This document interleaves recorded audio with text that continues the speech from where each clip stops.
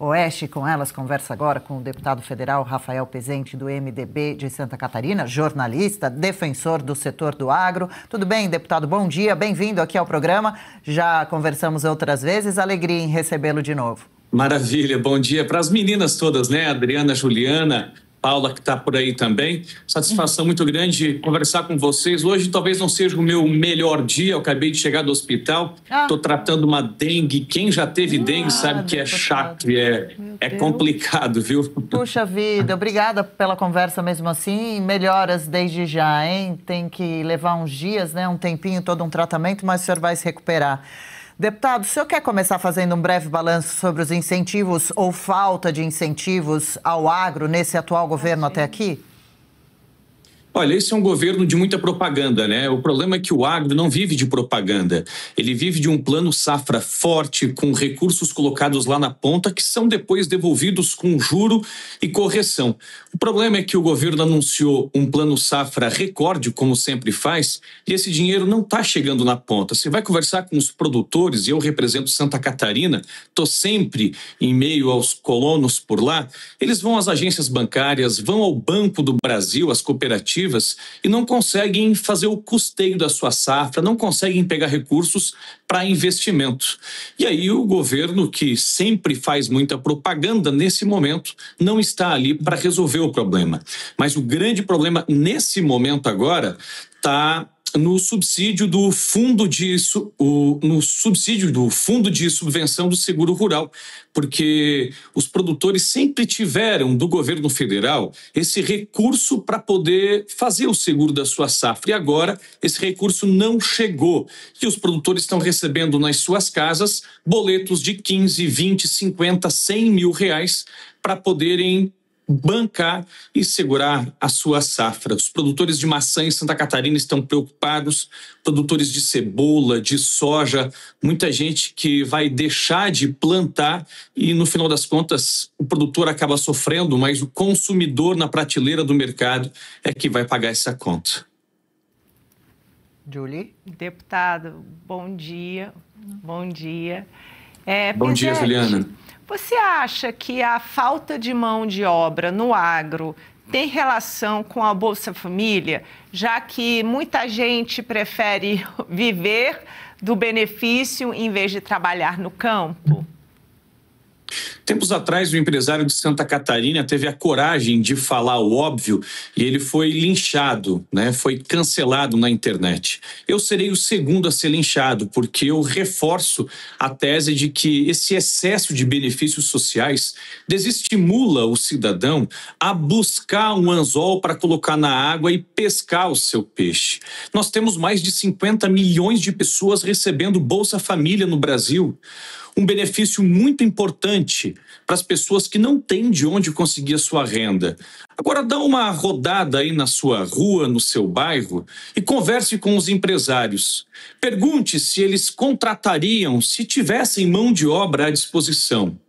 Não acha gente para trabalhar, porque é muito mais fácil você ficar em casa e receber toda noite do governo o peixe limpo, fresquinho e frito no prato, do que todo dia ter que ir até a beira do rio para buscar o anzol e buscar um peixinho para sustentar a sua família. É um excesso de benefício. Eu estou falando só de Bolsa Família, mas nós temos muitas fraudes no seguro defeso, que é pago aos pescadores, né, no período em que eles não podem exercer a sua atividade em decorrência da reprodução das espécies, e são concedidos muitas vezes para gente que nunca colocou os pés em um barco, nunca colocou a mão em um caniço para pescar uma tilápia que seja. A gente precisa começar a desenvolver o Brasil com perspectivas de desenvolvimento, de incentivo a quem quer empreender, a quem quer produzir, e não ficar entregando de mão beijada tudo aquilo que a classe produtiva entrega para o governo. Sem dúvida alguma, esse excesso de benefícios que tem se multiplicado, a gente fala do Bolsa Família, mas são dezenas de bolsas de auxílios e vale isso, vale aquilo, que são distribuídas e junto com esses benefícios, um cabresto é colocado no queixo de cada cidadão. E com esse cabresto, o cidadão é levado até a urna para votar num projeto político que está destruindo o Brasil. Eu repito, é muito importante que esses benefícios continuem, mas sejam direcionados àquelas famílias que de fato precisam. Nós temos um governo no Brasil que hoje é patrocinado por um projeto que desde 2002 vem se sucedendo com apenas uma interrupção, e de lá para cá as pessoas continuam cada vez mais pobres. Nós precisamos virar a chave, a nossa Kombi está indo morro abaixo na banguela, precisamos estacionar, virar a volta e dar uma guinada na economia do país. Pois é, deputado, e nessa esteira nós vimos aí um marco que o Brasil tem metade da população dependente de algum tipo de benefício do governo, né? Isso é muito difícil a economia avançar desse jeito, do mesmo jeito que o senhor falou. Mas eu queria conversar com você sobre um assunto muito importante para a nossa audiência, sobre a COP do tabaco, que acontecerá entre 19 e 22 de novembro, lá em Genebra, na Suíça. O senhor deve participar em missão oficial representando os produtores nacionais. Poderia explicar melhor para a nossa audiência do que se trata esse evento e quais as expectativas? Claro. Nós temos a COP do Clima, que nesse ano está sendo feito em Belém. A COP não, a FLOP, né? Porque flopou. O Lula resolveu fazer aqui no Brasil um palco para que os chefes de Estado viessem o aplaudir e não veio quase ninguém. Você compara com a COP de Dubai 2 anos atrás, quando mais de 150 chefes de Estado participaram e tomaram decisões importantes. Vem aqui para o Brasil, quantos chefes de Estado vieram? 30, 40, 50, não sei se vieram 50 chefes de Estado. E os maiores emissores de carbono no mundo, China e Estados Unidos, também estão ausentes. É a mesma coisa que você fazer uma reunião num grande condomínio e participarem só 2, 3 moradores. Fazer um evento nacional para discutir o mercado de bebidas alcoólicas. 3 ou 4 donos de boteco vão participar. Então, flopou essa COP. Mas, paralelamente a esse evento que está acontecendo em Belém, no Pará, nós teremos em Genebra, na semana que vem, uma COP que, para mim, é muito cara, muito importante, porque é a COP do controle do tabaco. É uma COP organizada pela Organização Mundial da Saúde e nós, parlamentares, eu e mais 3 deputados federais, junto com deputados estaduais, representantes do governo estadual do Rio Grande do Sul, Paraná e Santa Catarina, iremos lá para defender o produtor de tabaco, porque nós, em hipótese alguma, defendemos que haja qualquer tipo de incentivo por consumo dessa substância. Fumar faz muito mal. Se você fuma, pare. Se você não fuma, nunca coloque isso na boca. Agora, esse apelo que eu faço aqui em rede nacional não vai convencer ninguém a fumar. A população mundial consome nicotina há milhares e milhares de anos, de formas diferentes. Enquanto esse mercado existir, vai precisar alguém para abastecer esse mercado. O Brasil é expert, ele é líder no ranking de exportação de tabaco há 32 anos. Nós temos know-how na produção e essa produção está concentrada muito no sul do país. São 525 municípios que produzem tabaco em pequenas propriedades. Veja só, 0,8% dos produtores de tabaco tem mais de 50 hectares. Menos de 1% dos produtores de fumo têm áreas superiores a 50 hectares. Todos os demais têm áreas menores. Então, é agricultura familiar. E esse governo federal que nós temos insiste em acabar com essa produção. Uma produção que coloca nos cofres do Brasil 17 bilhões de reais. Você que está nos assistindo aí em casa, tem noção do que são 17 bilhões de reais? Com o dinheiro gerado na produção, no comércio, na indústria do tabaco aqui no Brasil, quanta rua é pavimentada, quantos programas do SUS são custeados, quanta creche é construída. O governo federal fica com boa parte de todo o recurso que o setor gira e, infelizmente, tem trabalhado muito contra esse setor. Eu e também outros parlamentares estaremos em Genebra na semana que vem defendendo o produtor de tabaco. repetindo, porque é muito importante, nós não defendemos o consumo do tabaco, nós desestimulamos o consumo. Agora, nós precisamos defender a produção, até porque 90% do fumo, do tabaco que nós produzimos no Brasil hoje é exportado.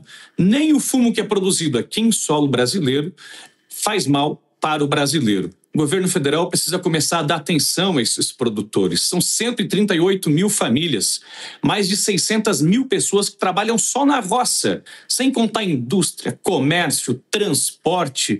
E essas pessoas precisam ter algum suporte do governo federal. Hoje, a única coisa que recebem é um soco bem dado na testa. Deputado, porque a gente sabe que o governo não gosta de quem trabalha, né? E não gosta do agro, porque o agro trabalha, sustenta o país e não vota nele. Então ele não está nem aí, não vai fazer nada, ele só faz incentivos para a turma do Salve Amazônia, porque são, entendeu, os cabos eleitorais dele. Aí dá dinheiro, faz, né, incentivos e mais leis para beneficiar toda essa turma lá da Globo, enfim, porque que não precisa de benefício, porque são todos muito ricos, mas são amigos dele. O agro, o governo não gosta, porque o agro é um pessoal que trabalha e é que sustenta o Brasil, e o pessoal do agro não vota neles, é apenas isso. E por falar nesse desgoverno, o Lula, ele vive dizendo que a fome acabou, né? Mas a gente sabe que esse governo adora maquiar números e manipular índices e criar narrativas com a ajuda da mídia marrom. O senhor acredita mesmo nessa narrativa que o Lula acabou com a fome no Brasil, ou é mais um truque para enganar o povo? Olha, em 2002 o PT venceu a eleição, em 2006 deu PT, em 2010... quem estava no governo? PT. Em 2014, PT. Em 2022, PT. E ainda assim nós temos metade da população brasileira dependente de algum auxílio do governo. Que tipo de progresso o PT fez ao país? Ele se gaba de ter tirado o Brasil do mapa da fome, porque segundo os índices da organização não sei do que lá, de fato o Brasil agora recentemente saiu. Ele só não fala quem é que colocou o Brasil no mapa da fome. O Brasil voltou ao mapa da fome em 2014, quando a Dilma estava no poder. E como é que saiu agora? Não foi progredindo, as pessoas não prosperaram. Foi às custas do chapéu alheio. Foi entregando benefícios, assistencialismo. A gente precisa mudar o modal de transformação, de desenvolvimento dessa nação. Enquanto a gente continuar com esse governo que detesta quem produz, que só pensa em taxar, a gente vai continuar ladeira abaixo. Eu tenho muita fé que no ano que vem os brasileiros acordem, né, e deem para o Brasil, para as novas gerações, um futuro melhor, porque o nosso país é sensacional, é maravilhoso, tudo aquilo que a gente planta aqui dá. Nós temos uma população ainda relativamente jovem, se comparado a outras nações do mundo. Nós temos um território imenso, do tamanho de um continente, e temos ainda pessoas que querem trabalhar.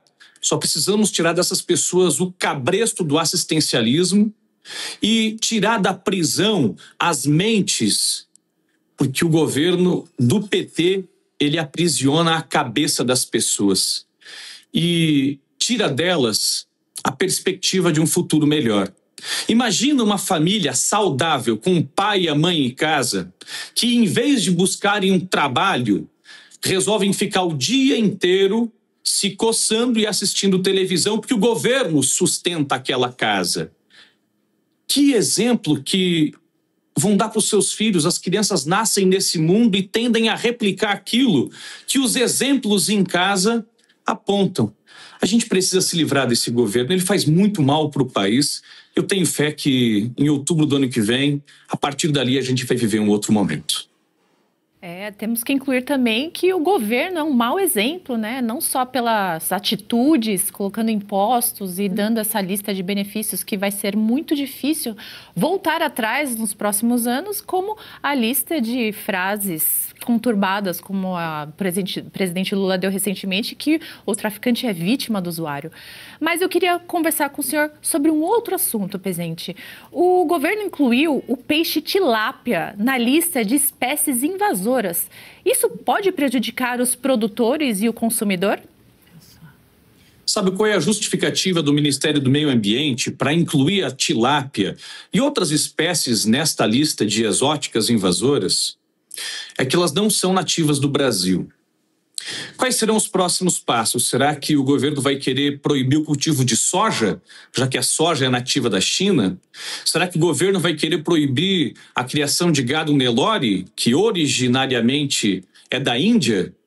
Na verdade, o governo quer castigar aquele que produz, porque o produtor rural ele não vive de assistencialismo. Embora, muitas correntes digam que é o governo que banca o agro. Por meio do Plano Safra, o produtor brasileiro tem acesso a recursos para custeio, para investimento, e cada centavinho é devolvido com juro e correção monetária ao final da sua produção. A gente está numa força-tarefa junto à Frente Parlamentar da Agropecuária para evitar que a tilápia seja colocada nessa lista, até porque a decisão final vai vir só no começo de dezembro. Mas junto com a tilápia nós temos também eucalipto, nós temos braquiária, que é uma pastagem muito utilizada para a pecuária brasileira. Nós temos muitas espécies que ao léu foram colocadas ali e agora a gente precisa gastar energia, tempo e dinheiro do contribuinte para fazer reunião, para elaborar estratégias e tentar convencer o governo a mudar de ideia. É incrível, Parece que eles fazem de propósito. Parece que é para incomodar, para mostrar para o agro mesmo que esse é um governo de vingança. Quem não estava com ele na eleição, agora não estará também no mandato. É uma pena, mas a gente vai conseguir vencer mais essa. Pois é, tomara, Deputado, o governo Bolsonaro era assumidamente apoiador do setor do agro, incentivador. Como o senhor vê agora o maior líder da oposição preso, completando 100 dias da domiciliar? Muitos acreditam que de forma injusta, de fora das discussões políticas do país. Acredita que Bolsonaro teve um julgamento justo ou também vê abusos de judiciário, tomando decisões políticas na corte? Que julgamento Bolsonaro teve? Aquilo lá foi um teatro, Todo mundo que tem 3 neurônios, um conectado ao outro, consegue imaginar, consegue perceber, ver na sua frente que aquilo ali foi um teatrinho e já estava pronto, script todo organizadinho antes de começar o julgamento. O julgamento do Bolsonaro, agora dos kids pretos, de todo mundo que tivesse qualquer envolvimento com o ex-presidente da República, estava muito viciado, até porque foi julgado por integrantes do atual governo. Eu estou falando do Supremo Tribunal Federal. Nós não temos uma casa que deveria guardar a Constituição. Nós temos uma casa política que rasga a Constituição todo dia. E essa ditadura é muito complicada de você conseguir vencer, porque contra a ditadura do judiciário, vocês sabem quantas vezes isso é repetido, não há a quem recorrer. É por isso que eu defendo 2 mudanças na Suprema Corte. A primeira, acabar com a indicação política. Não interessa se o governo de plantão é de direita ou de esquerda, o presidente da República não pode indicar seu amigo, ou seu advogado, ou seu companheiro de ideologia política para ser o juiz da mais alta instância aqui no Brasil. E o segundo é estipular mandato. Agora o Jorge Messias vai ser indicado para ser o próximo ministro do STF.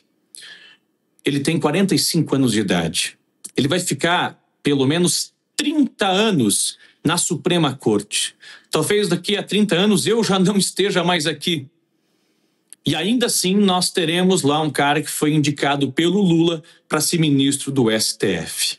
Então a gente precisa virar essa página, trocar o presidente do Brasil, porque junto com o presidente a gente troca também essa equipe que tão mal faz para a nação, e aí mudando o parlamento a gente vai conseguir disciplinar um pouco melhor essa separação de poderes, né? Porque hoje nós temos uma mistura muito grande com ativismo judicial, com STF legislando, com o Poder Executivo se sobrepondo às decisões do Congresso Nacional. O momento é muito ruim, e a gente precisa virar essa página. Deputado, ontem a gente viu, né, era uma escritora falando que ela disse que é português. Ela fala português. Ela fala português. Ela tomou posse na ABL. Você vê que não se fala. A ABL não é aquilo que a gente achava que era, não. E aí, além do português, né, tem muita gente que acha que a linguagem neutra deveria fazer parte, né, da linguagem aqui no Brasil. Você acha que a linguagem neutra, né, a linguagem do Todes, mais conhecida como a linguagem do Mussum, é uma questão cultural ou ideológica? E aí a imagem da escritora Ana Maria Gonçalves. Isso é uma ideologia nefasta que está sendo implementada no Brasil aos poucos nas escolas, como a esquerda já nasceu, né? Aliás, nós precisamos aprender com a esquerda como é que se faz política. É difícil, mas a gente precisa admitir isso aí. Porque em 2018, nós elegemos um presidente da República de direita, mas nós apenas tiramos a cereja do bolo e colocamos a nossa. Todo o bolo é da esquerda. Eles começaram nas comunidades eclesiais de base, na Igreja Católica, foram para as escolas, foram para os sindicatos, foram para as universidades. E aí, no final, eles conseguiram eleger o presidente da República deles para chamar de seu. O que nós fizemos? Nós começamos a transformação de cima para baixo. Mudamos o presidente e só com o presidente pouca coisa a gente conseguiu mudar além do cargo, além daquele cara que comanda o Palácio do Planalto. Essa linguagem neutra é uma besteira tão grande e é um mal tão intenso que se faz contra as crianças brasileiras.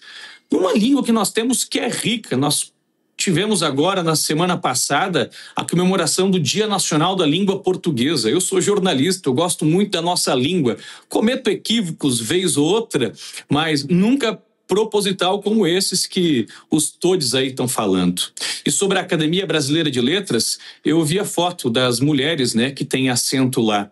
Eu só achei que ficou faltando uma coisa, viu?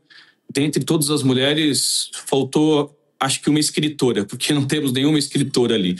Temos gente disfarçada de escritora que quer colocar a sua ideologia acima de qualquer outro papel. É uma pena o que a gente está vivendo em todas as esferas, né? Você vai para a política, tá ruim. Você vai para a Academia Brasileira de Letras, tá ruim. Você vai para a Justiça, tá infectado. A que ponto nós chegamos? Pois é, deputado, se já não bastasse termos que aguentar o todes, elo, delo, agora é português. É uma coisa que é difícil até pronunciar, né? E eu gostaria de mudar um pouco de assunto e falar sobre o MST. O atual governo, ele é um grande apoiador do MST e eu queria saber, na opinião do senhor, como o senhor avalia a invasão de terras particulares, inclusive algumas que são produtivas, com violência, eles destroem a plantação, destroem os gados, destroem até mesmo pesquisas. Como o senhor avalia isso?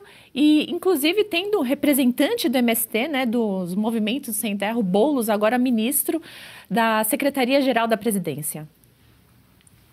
O Boulos é do MTST, né, que é a versão urbana do MST, que é o Movimento dos Sem Terra. São invasores, são bandidos, são terroristas, e nessa lei que agora o Derrite vai relatar, nós da Frente Parlamentar da Agropecuária queremos apresentar uma emenda para que não só PCC e Comando Vermelho, essas facções, sejam enquadradas como movimentos terroristas. Nós queremos que o MST, que tanto banditismo espalha pelo campo, também seja assim conhecido. Porque o MST, a única coisa que faz é crime. Eles invadem propriedades privadas, eles roubam, eles subtraem aquilo que as pessoas com muito suor conseguiram conquistar. Não conseguiram conquistar, foi herdado. Dane-se. Se tem alguma origem legal, essa pessoa que é proprietária dessa terra precisa ser respeitada.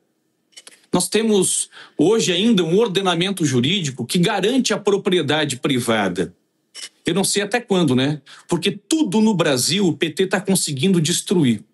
Pode ter certeza que se a gente conseguir enquadrar o MST como um movimento terrorista, e vamos lutar muito, vamos suar a testa para conseguir isso, o futuro desse movimento vai ser bem ruim, tá? Nós temos hoje um governo federal que patrocina invasões de terra, que dá espaço ao governo para integrantes do MST, e em vez de punir quem comete mal, aqui no Brasil hoje o governo está premiando.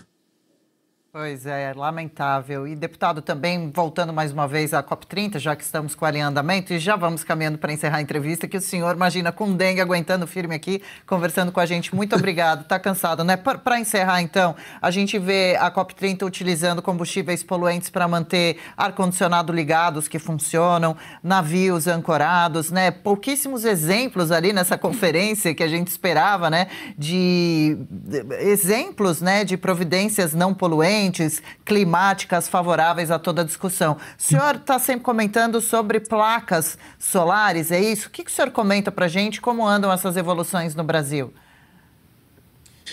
As placas solares, as energias eólicas que foram espalhadas estão sobre o teto de muitas propriedades rurais, principalmente no Brasil, têm garantido que o produtor às vezes se mantenha na atividade, porque o custo da energia elétrica no país é muito alto.